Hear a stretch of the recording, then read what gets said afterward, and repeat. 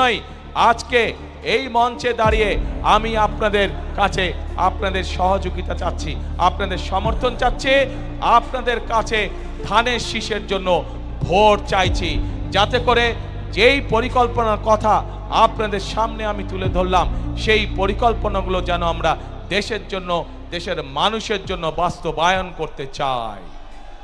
কে ভাইরা, মা বোনেরা, আপনাদের সমর্থন কি আমরা পাচ্ছি ধানের শীষ? ইনশাআল্লাহ।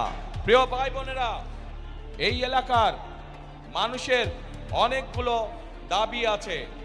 আমি আপনাদের সামনে, আমার সামনে যেই দাবিগুলো আছে সেইগুলোর ব্যাপারে, কয়েকটির ব্যাপারে আমি আপনাদের সাথে আলোচনা করতে চাই। আমরা পঞ্চগড় এবং ঠাকুরগাঁয় যে চিনি কল আছে, যে রেশম কারখানা আছে, পঞ্চগড়ে যে চা শিল্প আছে, এই শিল্পগুলোকে আবার আমরা গড়ে তুলতে চাই, যাতে করে এই এলাকার মানুষ বেকার না থাকে, যাতে করে এই এলাকার মানুষ কর্মসংস্থানের মাধ্যমে হালাল রুজি করে বেঁচে থাকতে পারে।